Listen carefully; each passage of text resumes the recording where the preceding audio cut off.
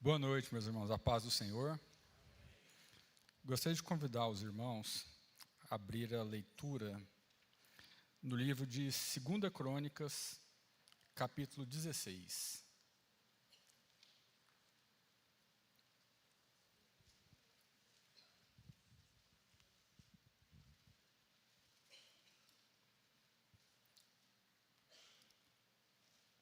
Os irmãos que encontraram, digam amém.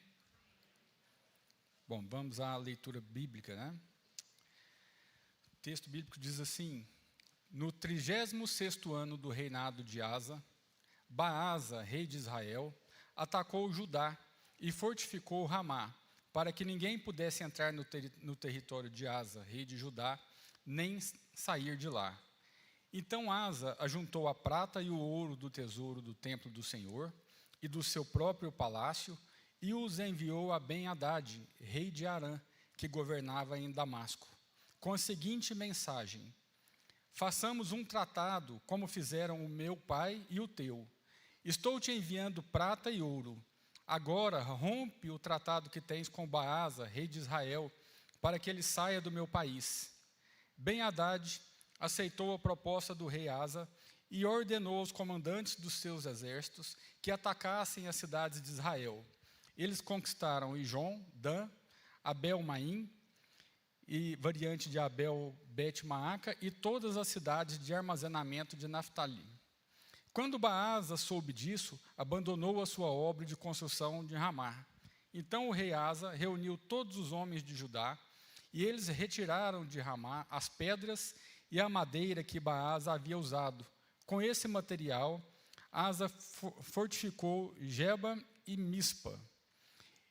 Naquela época, o vidente Hanani foi dizer a Asa, rei de Judá: por você ter pedido ajuda ao rei de Arã, não ao Senhor, o seu Deus, o exército do rei de Arã escapou das suas mãos. Por acaso, os cuxitas e os líbios não eram um exército poderoso com uma grande multidão de carros de guerra e cavalos, ou condutores de carros de guerra? Contudo, quando você pediu ajuda ao Senhor, Ele os entregou nas suas mãos. Pois os olhos do Senhor estão atentos sobre toda a terra, para fortalecer aqueles que lhe dedicam totalmente o coração. Nisso você cometeu uma loucura. De agora em diante terá que enfrentar guerras. Asa irritou-se contra o vidente por causa disso, ficou tão indignado que mandou prendê-lo. Nessa época, Asa oprimiu brutalmente alguns do povo. Os demais acontecimentos do reinado de Asa, do início ao fim, constam nos registros históricos dos reis de Judá e de Israel. No 39º ano do seu reinado, Asa foi atacado por uma doença nos pés. Embora essa doença fosse grave, não buscou a ajuda do Senhor, mas apenas dos médicos. Então, no 41º ano do seu reinado, Asa morreu e descansou com seus antepassados. Ele foi sepultado no túmulo que havia mandado cavar para si, na cidade de Davi.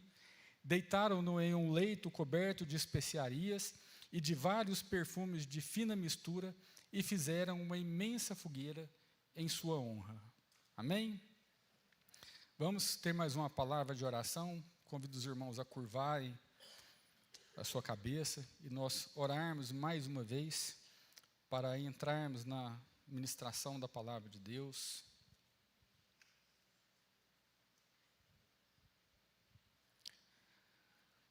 Pai querido, nós te rendemos graças, ó Pai, mais uma vez. Nós não cansamos, ó Pai, de agradecer pelas oportunidades que o Senhor tem nos dado de estar na tua casa, de prestarmos culto, de ouvirmos, Pai, a tua palavra, de termos comunhão com os irmãos, ó Pai.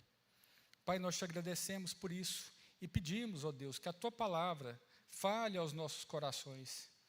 Pai, que toda palavra vinda do Senhor nos instrua, nos modifique, nos transforme, ó Pai, para sermos servos fiéis, homens e mulheres que temem o Senhor, que amam o Senhor, que buscam viver em conformidade com a tua palavra, Pai.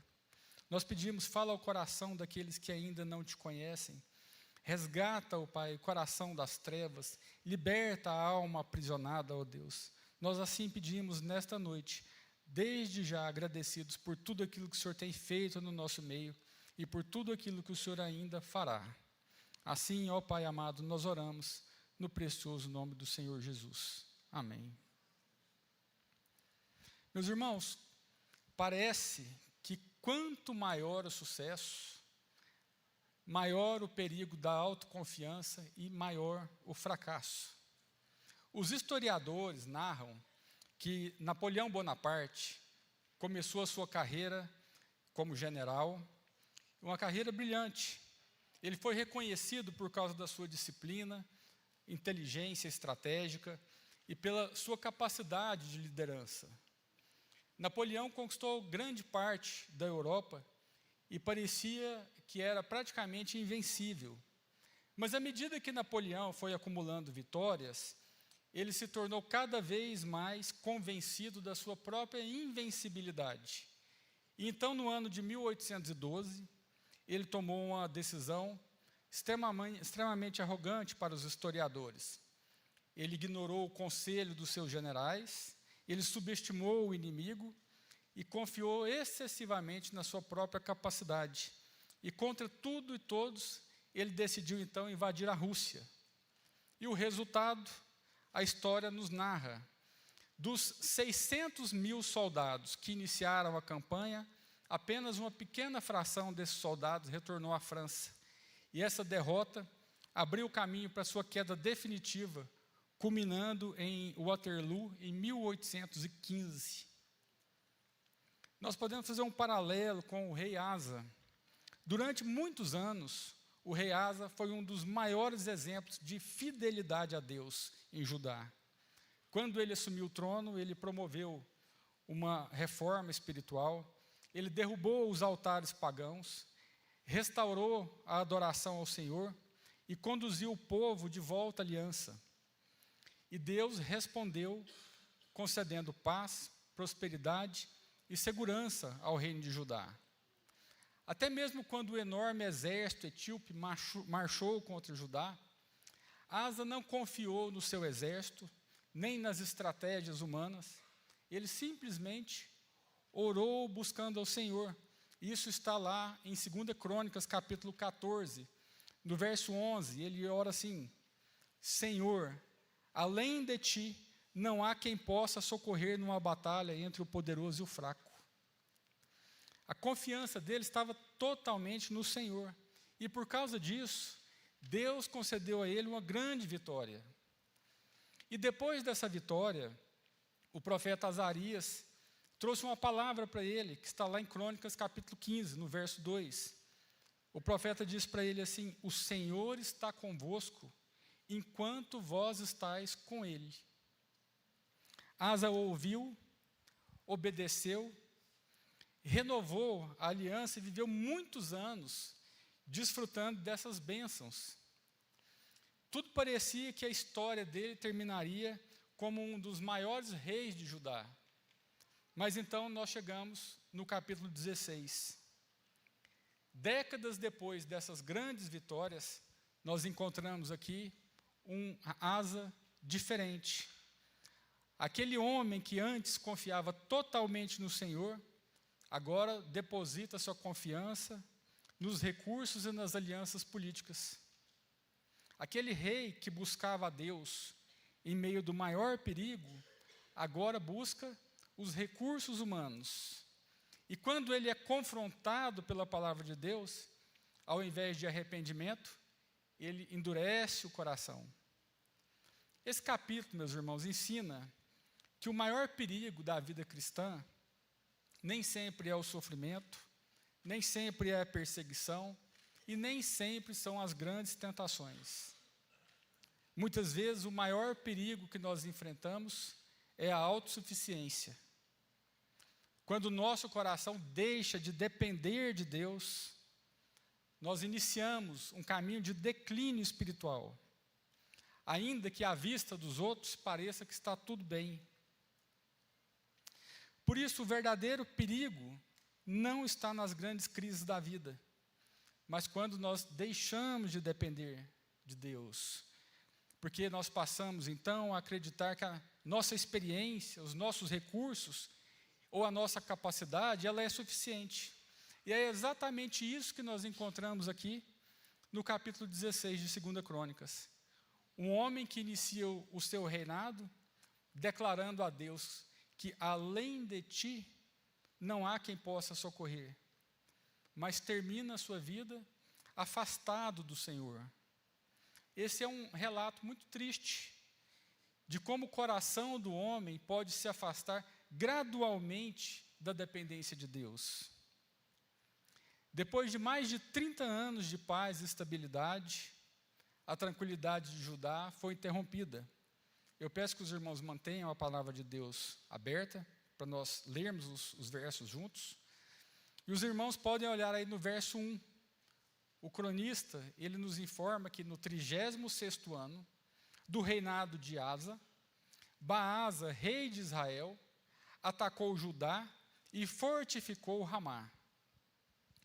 Meus irmãos, a cidade de Ramá, ela ficava a poucos quilômetros de Jerusalém, e ela ocupava na região uma posição estratégica. Quem controlava a fortaleza de Ramá, controlava também o fluxo de pessoas, o fluxo de mercadorias, e, em certa medida, controlava também a economia de Judá. A intenção de Baasa era isolar Asa politicamente e enfraquecer o seu reinado, sem necessariamente levar a um conflito aberto. Humanamente, tratava-se de uma ameaça muito séria. Mas essa ameaça, ela era muito menor daquela enfrentada pelo rei Asa. Em 2 Crônicas 14, a palavra de Deus nos diz que Asa enfrentou um exército etíope com 1 milhão de homens e 300 carros. Os irmãos têm noção de um exército de 1 milhão de homens naquela época? 300 carros. E o que aconteceu naquela ocasião?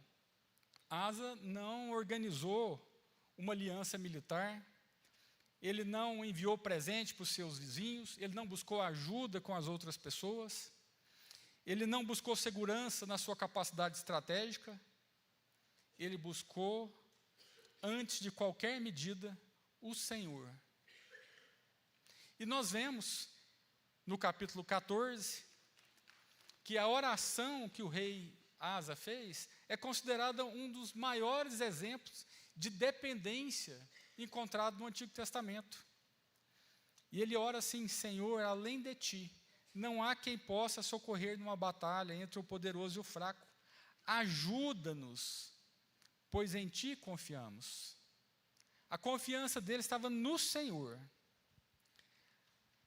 Mas aqui nós vemos um rei que está agindo de forma diferente, com um coração diferente. Diante de uma ameaça muito menor, ele não ora, ele não busca a ajuda do Senhor. E o texto bíblico nos mostra que ele sequer consulta o Senhor.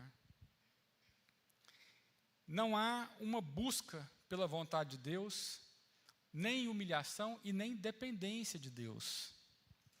Ao invés disso, ele retira ouro e prata do templo e do seu palácio para comprar a ajuda de Ben-Hadad, rei da Síria.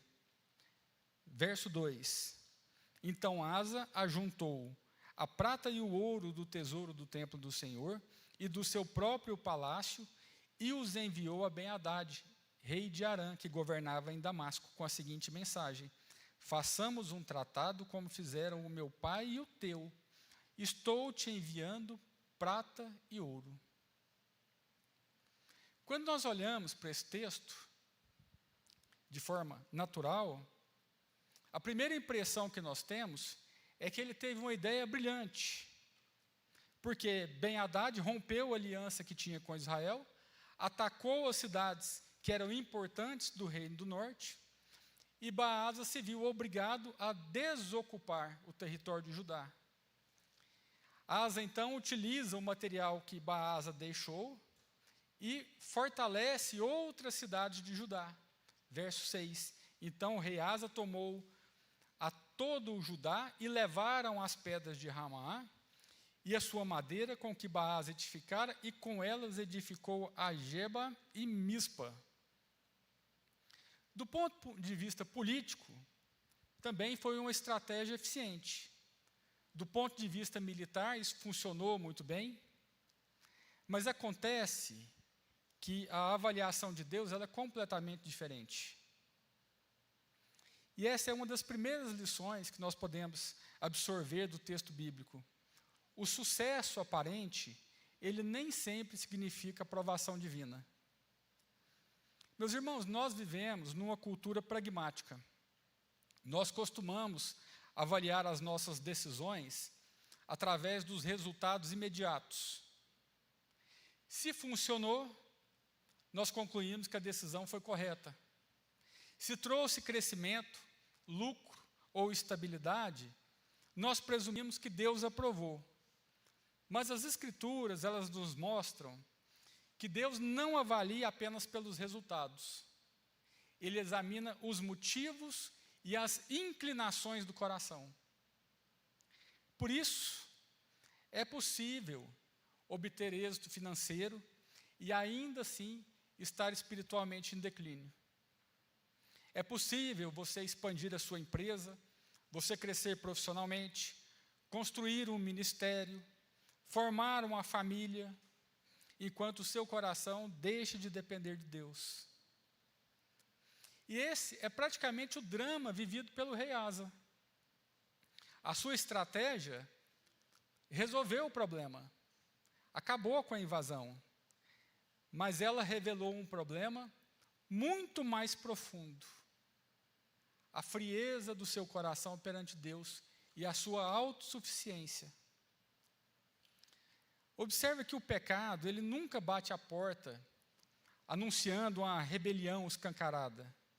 O pecado, ele vai entrando de mansinho, vestido de prudência, de competência, de autossuficiência. Nós vemos no texto que Asa não adorou a ídolos, ele não abandonou o templo, ele não negou o Senhor publicamente, ele continuava sendo, aos olhos do povo, um rei piedoso.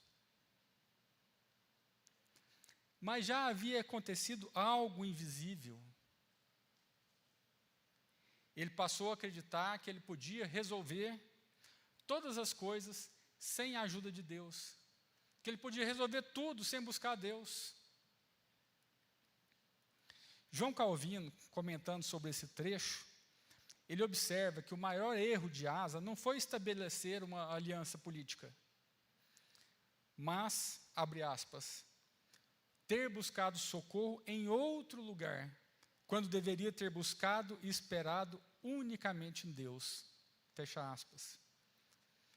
O problema, então, não era a existência de instrumentos humanos, mas a transferência da confiança do coração.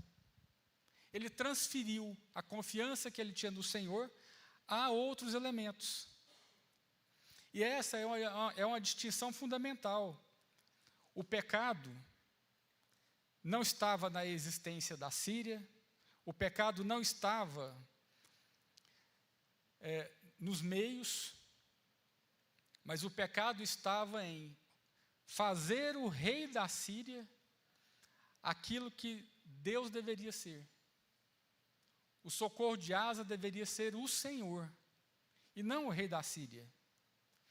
E essa é uma tentação muito atual para nós. Porque não é necessário abandonar a igreja para viver independente de Deus. É possível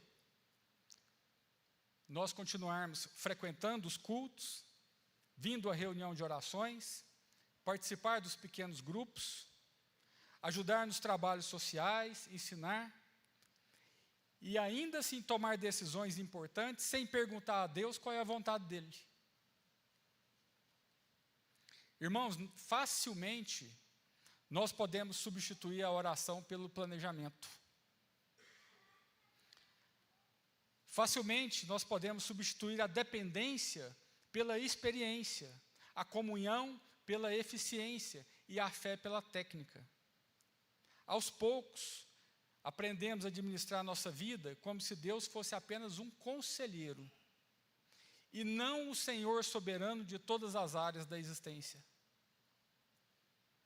E essa autossuficiência, ela pode se manifestar de muitas maneiras. Ela pode se manifestar no casamento, quando deixamos de depender da graça de Deus para amar, para perdoar, para servir. Ela também pode se manifestar na criação dos filhos, quando nós confiamos apenas nos métodos, nos livros, nas estratégias, e esquecemos que somente Deus pode transformar o coração. Ela pode se manifestar na vida profissional, quando a nossa segurança repousa na estabilidade financeira, na reputação, na competência.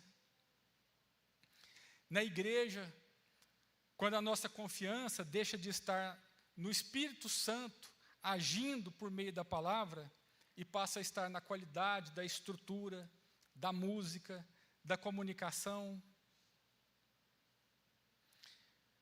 Meus irmãos, o perigo é transformar os meios em objeto da nossa confiança. As Escrituras ensinam que Deus governa todas as coisas através da sua providência. A Confissão de Fé de Westminster, no capítulo 5, afirma o seguinte, que em sua providência ordinária, Deus faz uso de meios, embora seja livre para agir sem eles, acima deles ou contra eles. Isso significa que Deus normalmente realiza os seus propósitos por meio de instrumentos humanos. Por exemplo, Deus alimenta por meio do agricultor, protege por meio das autoridades, ensina por meio dos pais, cura através dos médicos e administra justiça por meio dos magistrados, dos juízes. Nenhum desses meios é contrário à fé, pelo contrário, todos fazem parte do governo providencial de Deus sobre a criação. No entanto, o erro de Asa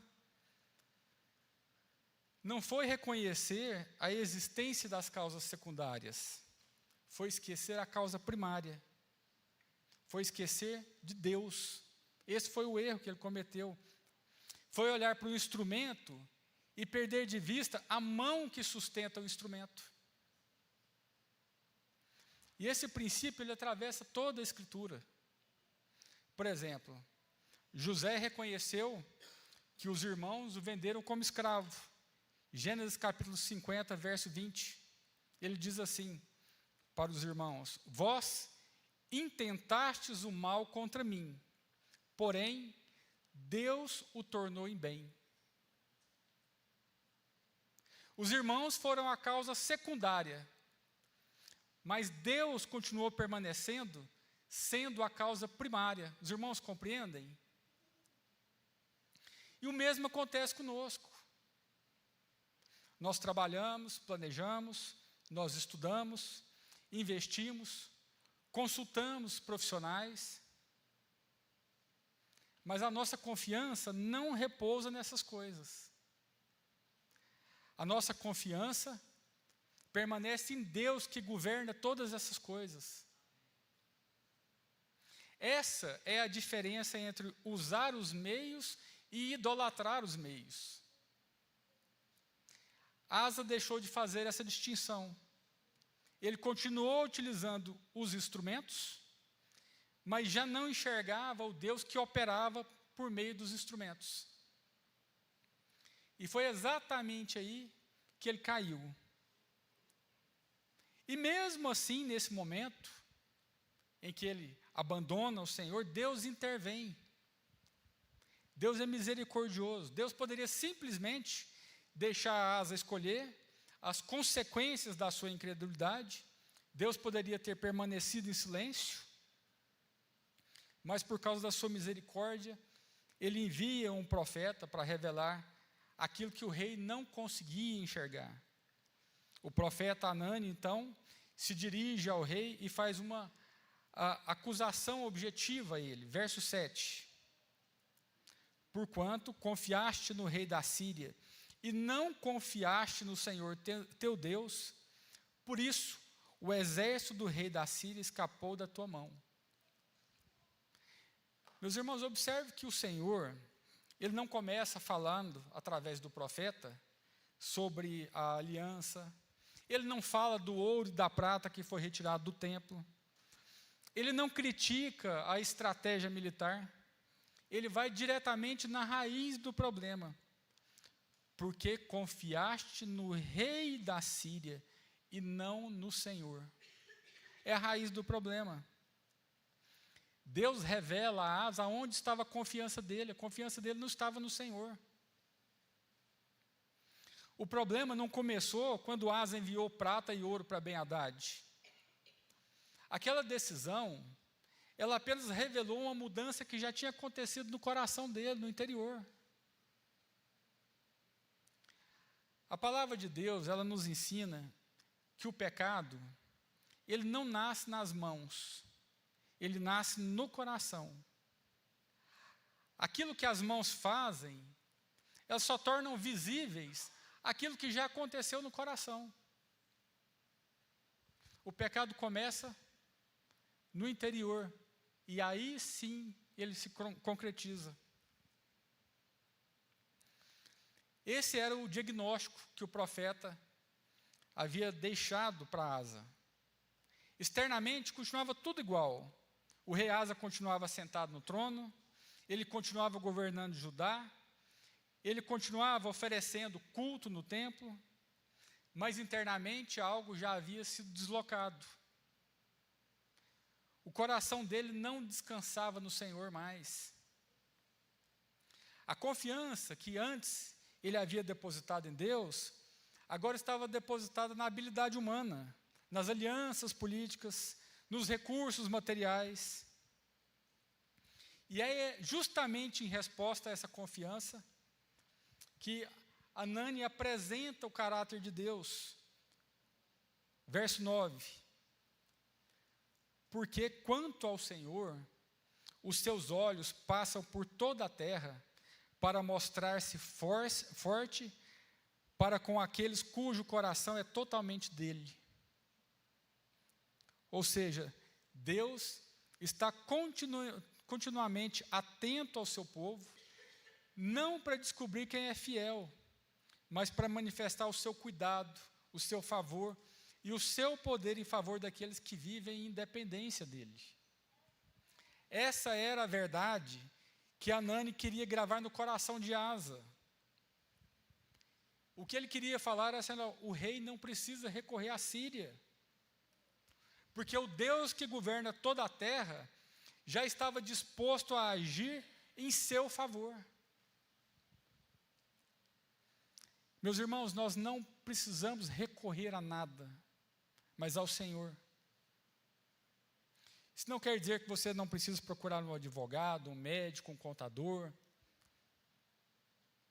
Isso quer dizer que o Senhor usa estes meios para nós.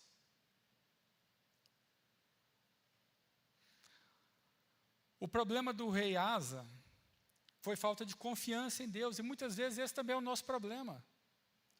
Nós queremos resolver com as nossas forças, com a nossa inteligência, com a nossa capacidade. E no fundo, nós estamos desagradando a Deus. Porque em primeira instância, nós devemos consultar o Senhor. Senhor, me direciona aonde eu devo ir, quem eu devo procurar, o que eu devo fazer.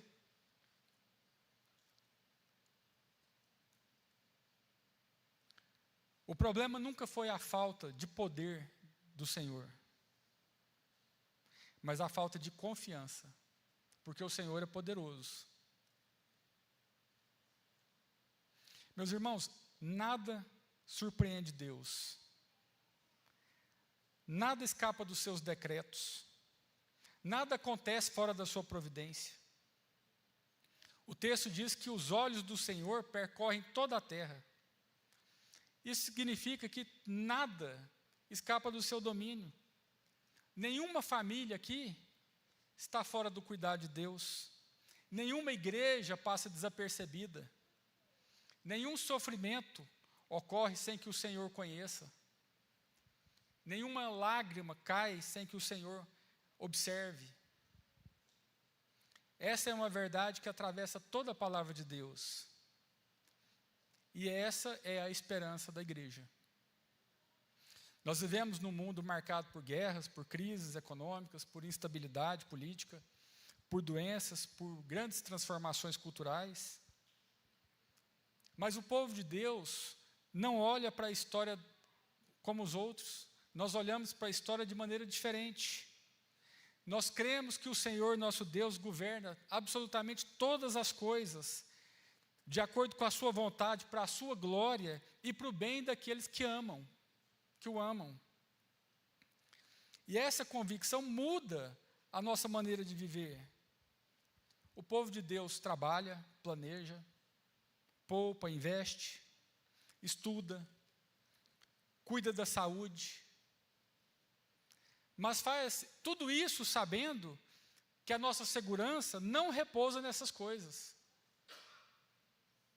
A nossa paz não depende da economia, não depende da estabilidade política, não depende do mercado financeiro, não depende da tecnologia, não depende da medicina. A nossa segurança, ela repousa no Deus que governa todas essas realidades.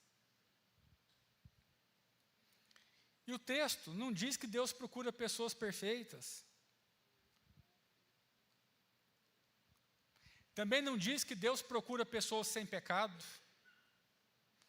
O que Deus procura são pessoas com o coração voltado a Ele, com o coração inteiro, e não com o coração dividido entre outras seguranças. A nossa segurança, ela está no Senhor. No entanto, o rei Asa tornou-se um homem com o coração dividido. A sua confiança estava repousando em outro lugar. E essa talvez seja a forma mais perigosa de idolatria.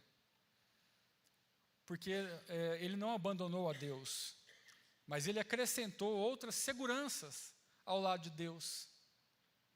E nós temos que tomar muito cuidado com a nossa própria vida, quando nós vamos adicionando outras coisas ao Senhor.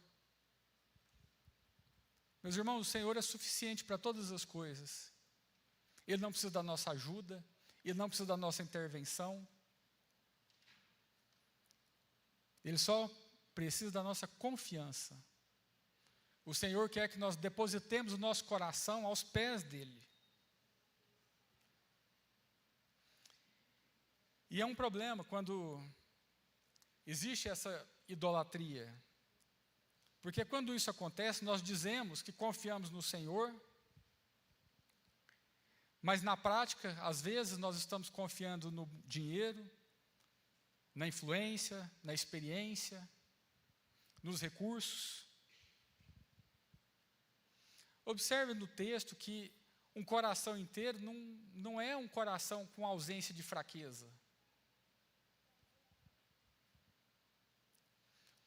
O nosso coração, ele precisa ser exclusivamente do Senhor. Nós precisamos reconhecer diariamente. Aliás, nós poderíamos até fazer a seguinte oração para o Senhor. Senhor, eu posso utilizar muitos meios, mas o Senhor é a minha esperança. E é exatamente isso que Deus quer de nós. Deus não quer homens e mulheres extraordinários, cheios de capacidade. Deus quer homens e mulheres dependentes dEle. Quando nós não temos condições, é que o Senhor trabalha. Eu posso dizer para os irmãos que eu sou um homem sem condições. Porque se o Senhor não fizer, eu não tenho condições. Eu não tenho condições de trabalhar, eu não tenho condições de subir ao púlpito para falar para os irmãos. A nossa vida tem que ser uma vida de dependência do Senhor. E é lógico que nós fraquejamos, que nós tropeçamos, que nós invariavelmente duvidamos. Isso faz parte da nossa natureza de pecado, da nossa natureza decaída. Mas a nossa vida, ela deve ser conduzida como se nós estivéssemos em um barco, em uma correnteza. Nós temos que remar sempre em direção ao Senhor. Remar em direção ao Senhor, porque quando nós paramos de remar em direção ao Senhor, a correnteza nos afasta do porto seguro, que é o nosso Deus. Meus irmãos, nós devemos sempre caminhar em direção ao Senhor. O rei Asa ainda teve a oportunidade de mudar o rumo da história dele, né? Naquele momento da sua vida, ele dependia menos de Deus no seu coração. E embora ele tivesse pecado gravemente contra o Senhor, Deus não tinha abandonado ele, pelo contrário. Deus, com a sua misericórdia infinita, envia um profeta. Sabe por quê, meus irmãos? Porque o Senhor não tem prazer na disciplina. O primeiro movimento do Senhor sempre é nos chamar ao arrependimento. Antes que alguém experimente as consequências do pecado, Deus chama essa pessoa ao arrependimento. Se você já se entregou a Cristo, é porque o Senhor te chamou ao arrependimento. E se você ainda não se entregou a Cristo, o Senhor te chama para um arrependimento. Essa que é a paciência extraordinária do nosso Deus. Mas a reação do rei, ela revela o estado em que o coração dele se encontrava. Veja no verso 10. Então Asa se indignou contra o vidente, só fazendo um adendo aqui, esse vidente não é o vidente que nós conhecemos, tá? Lá no hebraico, o vidente era o mesmo que profeta. Então Asa se indignou contra o vidente, o profeta, e o lançou no cárcere, porque estava irado contra ele por causa disso, e ao mesmo tempo oprimiu Asa alguns do povo. Meus irmãos, no capítulo 5, Asa ouviu do profeta Azarias uma palavra, e essa palavra quebrantou o coração dele. Ele removeu os ídolos, ele renovou a aliança, ele conduziu o povo ao arrependimento, mas agora ele reage de maneira totalmente oposta. E o que mudou? Com certeza não foi Deus, e com certeza também não foi a palavra. Quem mudou foi o rei. Quando o coração ele está sensível ao Senhor, a palavra de Deus produz arrependimento. Mas quando o coração ele está endurecido, a mesma palavra produz irritação. E é exatamente isso que o pecado faz. Ele nos torna insensíveis à palavra de Deus.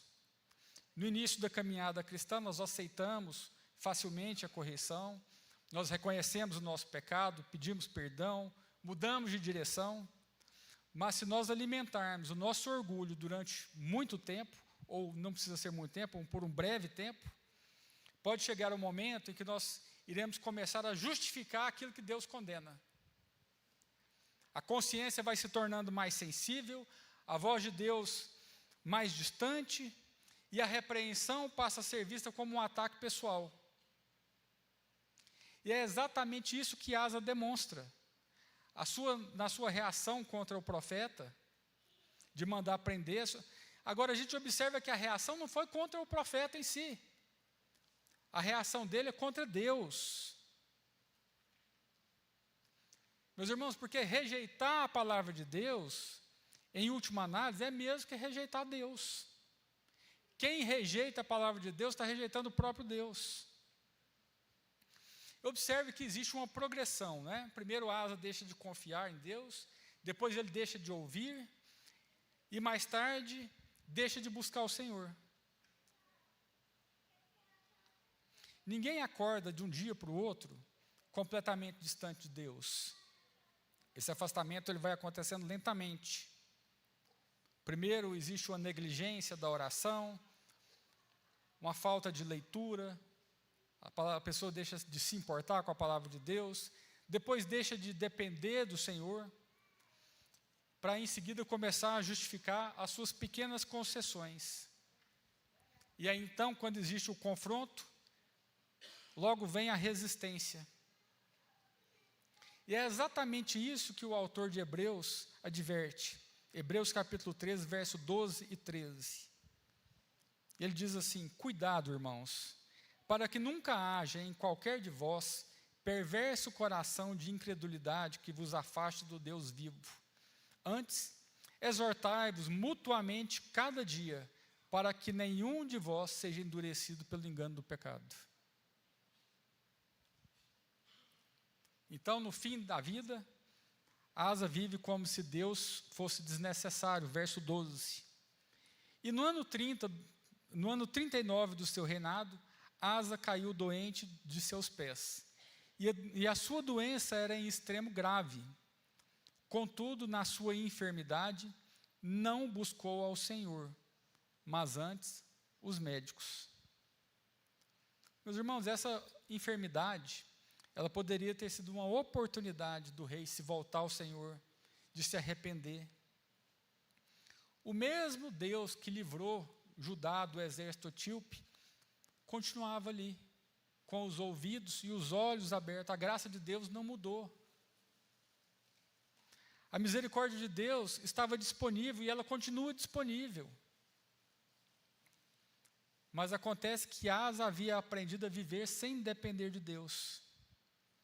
Por isso o cronista aqui, ele faz uma observação que é cuidadosamente escolhida para nós. Não buscou a ajuda do Senhor. O pecado de Asa não foi consultar os médicos. O texto ele não condena a medicina. O texto ele denuncia a independência do coração. Asa buscou os meios, mas ignorou aquele que institui os meios. Ele consultou os médicos, mas não consultou a Deus. Não consultou a Deus que dá sabedoria e capacidade aos médicos. Asa confiou na criatura e se esqueceu do Criador. E é isso que esse texto nos mostra. Meus irmãos, o pecado ele nunca permanece estático. Ele sempre vai avançando. Ele começa com uma pequena transferência de confiança e ela evolui para uma rejeição da palavra e termina na ilusão da autossuficiência.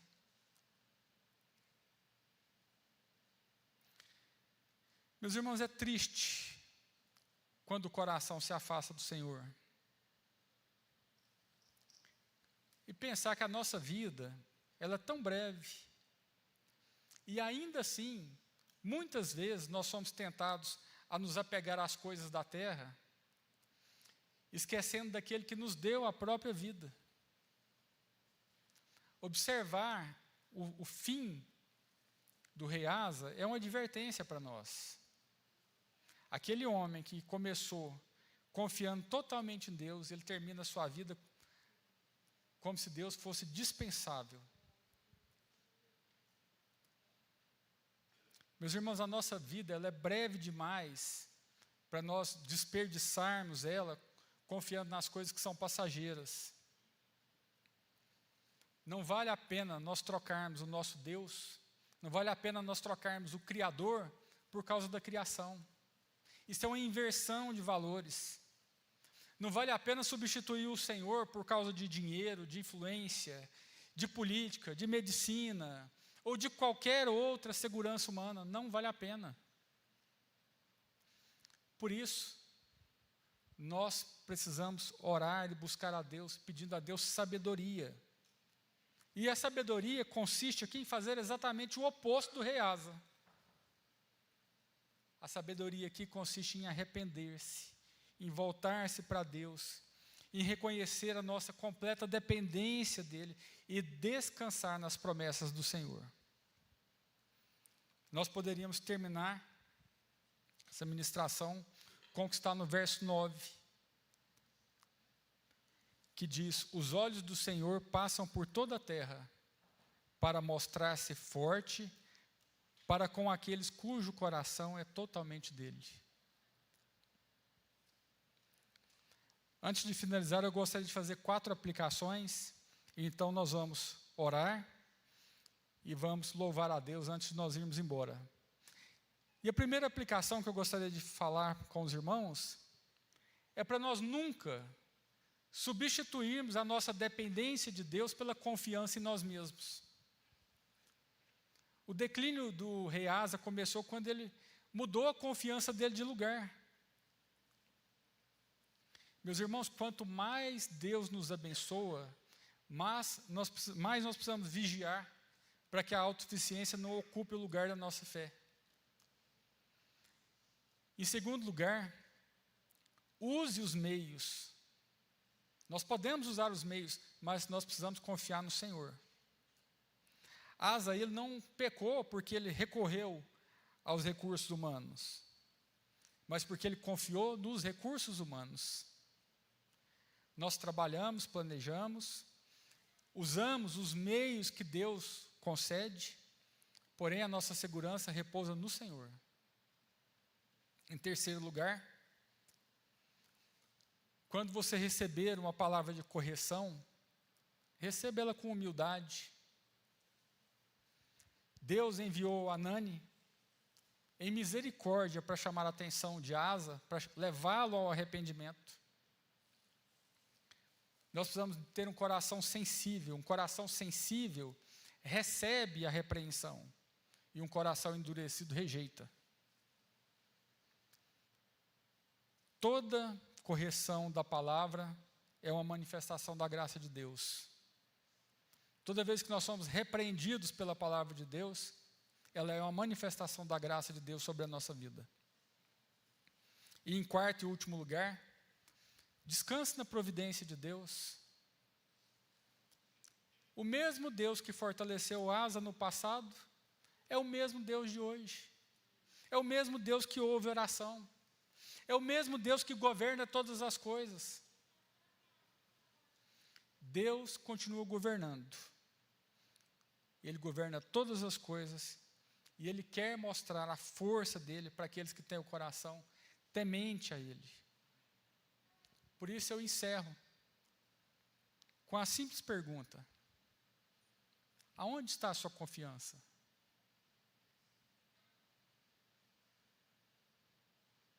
Confie em Deus e não em si. Gostaria de convidar os irmãos a colocarem em pé.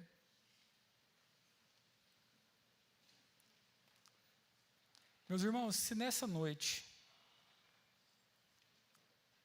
você tem confiado em você mesmo, na sua condição financeira, na sua saúde, nos seus bens, eu gostaria de convidar vocês a curvarem a cabeça, se arrependerem e pedir perdão a Deus. Todos nós, a nossa confiança, ela deve estar completamente no Senhor.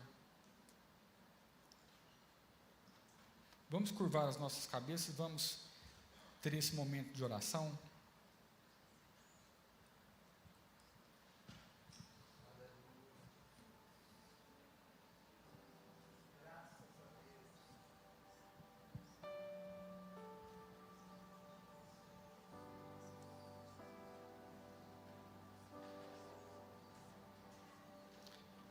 Oh Pai querido, nós te damos graças, ó Deus, pela tua misericórdia, pela tua bondade, pela tua benignidade para conosco. Pai, se nós temos confiado nas circunstâncias, na política, na economia, nos bens, na capacidade, nós pedimos nesta noite, ó Pai, que o Senhor nos perdoe, que o Senhor nos dirija, ó Pai, de acordo com a tua palavra, que o nosso coração seja voltado a Ti. Pai, que nós não venhamos a confiar, ó Pai, em equipamentos, em tecnologia, em capacidades, em estudo, nem em profissionais. Que nós não venhamos a confiar nem naquilo que nós vemos, mas que nós venhamos a confiar no Senhor, pois o Senhor é poderoso, o Senhor conhece todas as coisas, o Senhor sabe o início e o fim. O Senhor nos conhece mesmo antes de sermos formados no ventre das nossas mães. O Senhor conhece o desejo do nosso coração, o Senhor conhece a nossa inclinação para fazer o bem ou o mal. Por isso, Pai, nós pedimos nessa noite, transforma o nosso coração, a nossa mente. Que nós tenhamos, Pai, um coração voltado a Ti. Por isso nós pedimos mais uma vez, perdoa-nos, ó Pai, e ajuda-nos a termos uma vida que Te glorifica, que dê testemunho do Teu poder. Assim, Pai, nós oramos nesta noite com gratidão, pedindo que o Senhor abençoe e trabalhe, Pai, no coração do Teu povo. Nós oramos assim, Pai, agradecidos, no precioso nome do Senhor Jesus. Meus irmãos, que a graça do Senhor Jesus Cristo,